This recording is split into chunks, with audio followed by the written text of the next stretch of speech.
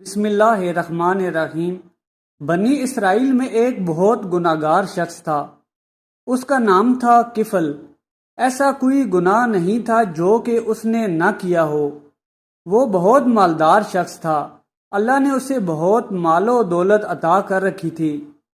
اس کے پاس ایک عورت اپنی کسی مالی ضرورت کے لیے آئی۔ اس نے کہا کہ میں تمہاری ضرورت پوری کروں گا، تم میری ضرورت پوری کرو۔ اس عورت نے کہا ٹھیک ہے۔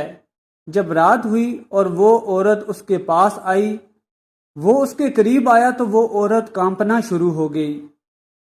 عورت کہتی ہے کہ میں نے آج تک اللہ کی نافرمانی نہیں کی اور یہ فعل بھی میں نے آج تک نہیں کیا، لیکن مجبوری مجھے اس جگہ تک لے آئی ہے۔ جب اس شخص نے اس عورت کا کانپنا اور تڑپنا دیکھا تو سوچا کہ اس عورت نے آج تک کوئی گناہ نہیں کیا اور اتنا ڈر رہی ہے، اور میں جو سالوں سے گناہ کر رہا ہوں میرا کیا بنے گا۔ اس نے اس کو مال پکڑایا اور کہا یہ تیرا ہے اور اب یہاں سے چلی جاؤ۔ اس کے بعد مصلی بچھا لیا اور رونا شروع کر دیا۔ اتنا رویا کہ اپنے رب سے بولا کہ آج کے بعد میں کوئی گناہ نہیں کروں گا اور سچے دل سے توبہ کرتا ہوں۔ سبحان اللہ، اللہ تعالیٰ نے اسی رات اس کی موت لکھی ہوئی تھی اور وہ اسی رات مر گیا۔ اگلے دن ایک معجزہ رونما ہوا۔ اس کے دروازے کے باہر اللہ نے تختی پر لکھا ہوا تھا قد غفر اللہ کفل، یعنی کہ پہچان لو کہ اللہ تعالیٰ نے کفل کو معاف کر دیا ہے۔ یعنی ایک گناہگار ساری زندگی گناہ کرتا رہا، لیکن توبہ کی اس نے اور اللہ نے اسے معاف کر دیا۔ ایک اور حدیث میں آتا ہے کہ ایک شخص اتنا گناہگار تھا کہ پورے معاشرے کو معلوم تھا کہ یہ گناہگار ہے اور یہ گناہوں سے توبہ نہیں کر رہا۔ سب نے مل کر یہ فیصلہ کیا کہ اس کو جلا وطن کر دو، اور پھر اسے وہاں سے نکال دیا گیا۔ وہ نکل گیا، جنگلوں میں چلا گیا۔ اس کے پاس کچھ بھی نہیں تھا۔ آخرکار بھوک اور پیاس کی شدت سے وہ گر گیا اور کہتا ہے یا رب، لوگوں نے مجھے در بدر کر دیا ہے، میرے پاس اب تیرے سوا اور کوئی راستہ اور سہارا نہیں ہے، اب میں کیا کروں؟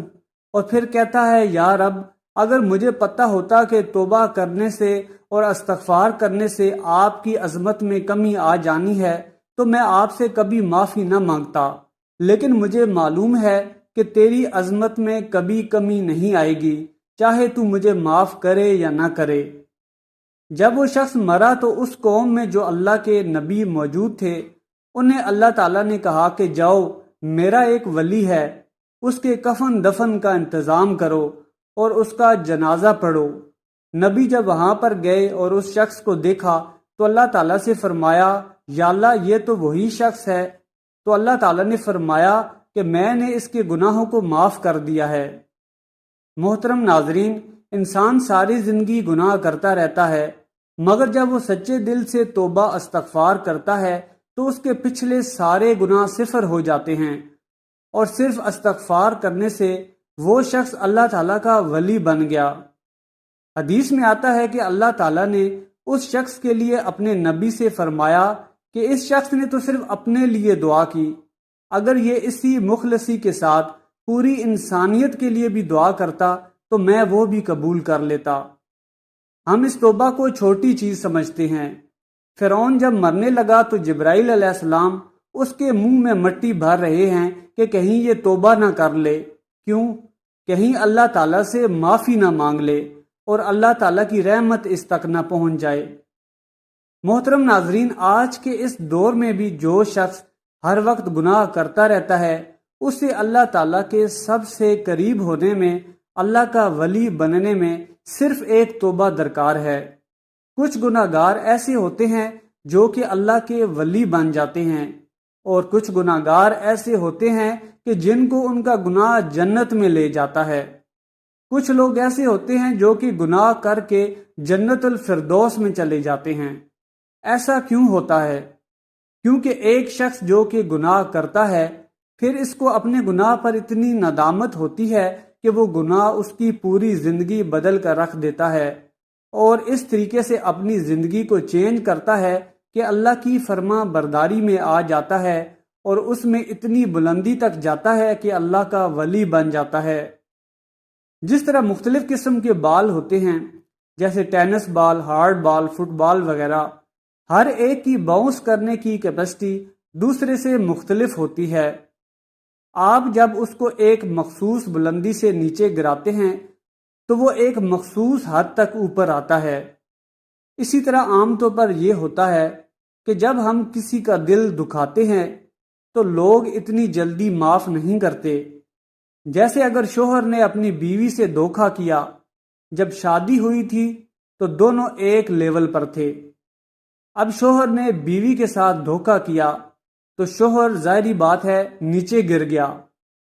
اب اگر وہ معافی بھی مانگ لیتا ہے اور اس کی بیوی اسے معاف بھی کر دیتی ہے تو پھر بھی وہ اس لیول پر واپس نہیں آئے گا جہاں پر پہلے تھا، کیونکہ اب اس کی بیوی اس پر پہلے کی طرح اعتماد نہیں کرے گی۔ ایک بندہ جب اللہ کی نافرمانی کرتا ہے، بڑے بڑے کبیرہ گناہ کرتا ہے، تو وہ بھی اب لیول سے نیچے گر جاتا ہے، حالانکہ اللہ تعالیٰ نے بنی آدم کو اکرام کیا ہوا تھا، وہ اس صلاحیت سے نیچے گرا ہے۔ اب اگر وہ توبہ کرتا ہے تو نہ صرف وہ اس لیول پر واپس آ سکتا ہے بلکہ اس سے اوپر بھی جا سکتا ہے۔ اس لیے کچھ لوگ اتنے دل سے توبہ کرتے ہیں کہ وہ توبہ ان کی زندگی تبدیل کر دیتی ہے اور وہ اللہ کے ولی بن جاتے ہیں۔ محترم ناظرین، ہم سب گناہ گار ہیں، ہم سب سے غلطیاں ہوتی ہیں، مگر ایک بات اپنی گرہ سے باندھ لے کہ جب بھی غلطی ہو جائے تو احساس ہونے پر فوراً اللہ تعالیٰ سے معافی مانگ لیں۔ اللہ تعالیٰ سے توبہ استغفار کریں گے تو نہ صرف ہماری دعائیں خوبصورت ہو جائیں گی، دعاؤں میں اثر بھی پیدا ہوگا، اور جب استغفار کریں گے تو آپ اللہ تعالیٰ کے زیادہ قریب ہو جائیں گے۔ ہار نہ مانیں، کبھی اللہ تعالیٰ سے نا امید نہ ہوں۔ امام حسن بصری رحمۃ اللہ علیہ کے پاس ایک شخص آیا اور کہنے لگا، اے امام، توبہ کرتا ہوں، آنسو بہاتا ہوں، پھر گناہ کر دیتا ہوں، پھر آنسو بہاتا ہوں، توبہ کرتا ہوں، پھر گناہ کر لیتا ہوں، اور یہ سالوں سے میرے ساتھ ہو رہا ہے، میں کیا کروں، میں تنگ آ گیا ہوں۔ انہوں نے کہا، تب تک کرتے رہو جب تک شیطان تم سے ہار نہ مان جائے۔ سبحان اللہ، یعنی کہ تم نے توبہ سے ہار نہیں ماننی اور شیطان تم سے ہار مان جائے گا۔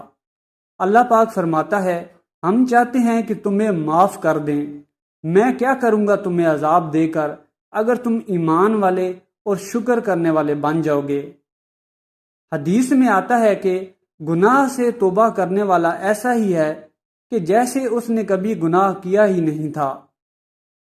اسی طرح ایک اور حدیث میں آتا ہے کہ جو شخص گناہ سے توبہ کرتا ہے تو 6 گھنٹوں تک کے لیے اس کا کوئی گناہ لکھا نہیں جاتا۔ دعا ہے کہ اللہ پاک ہم سب کو سچے دل سے توبہ استغفار کرنے اور پھر سیدھے رستے پر چلنے کی توفیق عطا فرمائے، آمین۔ ویڈیو کو صدقہ جاریہ کی نیت سے شیئر کر دیں۔ ویڈیو پسند آئی ہے تو چینل کو سبسکرائب کر لیں اور کمنٹ سیکشن میں استغفر اللہ لکھنا مت بھولیں۔